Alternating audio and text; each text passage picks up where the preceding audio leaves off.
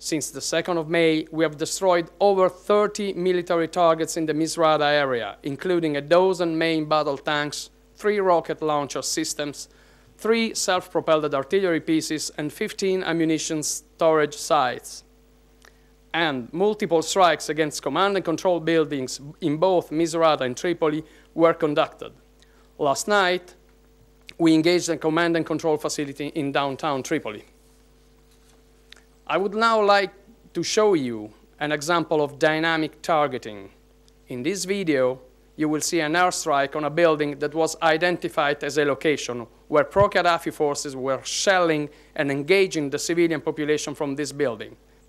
See the buildings engaged, that's the blast, and you can see exactly that the aim point was exactly at the building where people were shooting at the civilians. Here's another example, and you've noticed that the buildings behind the building we were looking after have not been touched. So this is a good example of the accuracy and the precision of the strike we carry on.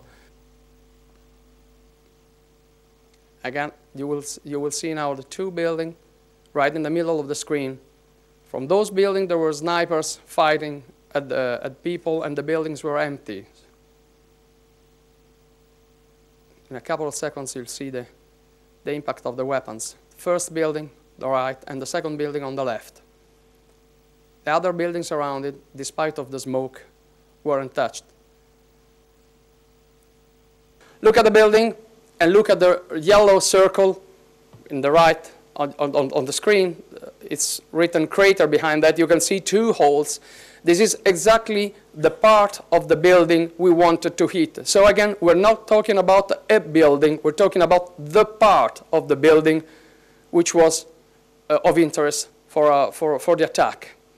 So you can also see that there are no other damages to the building. Again, this is another building, and you can see the exact precision of the hole right in the middle of the roof of the building.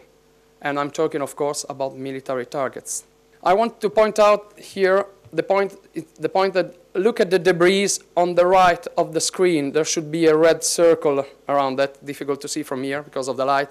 But you will see that all the debris were stopped before passing the road, and after the road you could find some civilians buildings. So the debris have not gone far away. They stayed within the perimeter of the military site we were attacking. Next slide, please. Yeah, here you can see a couple of bunkers hit, and you can see the holes right in the middle of the bunkers. And again, you can exactly see that we were not just hitting bunkers, we were looking for some specific bunkers, and that's the result. And you can also see, apart from the hole in the roof, that no damages have been carried out in the surroundings of the bunkers. Since March 31st, NATO and partner aircraft have been conducting an average of 150 sorties a day, all aimed at protecting Libyan civilians from the violence by Gaddafi regime forces.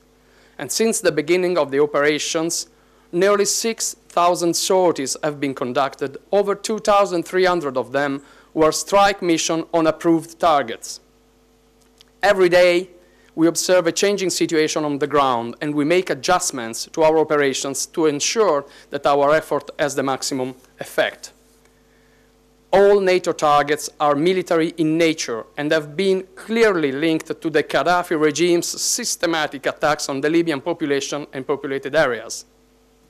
Every strike conducted by NATO and partner forces is necessary, legal, moral, and executed in a manner in which civilian casualties are minimized to the fullest possible extent.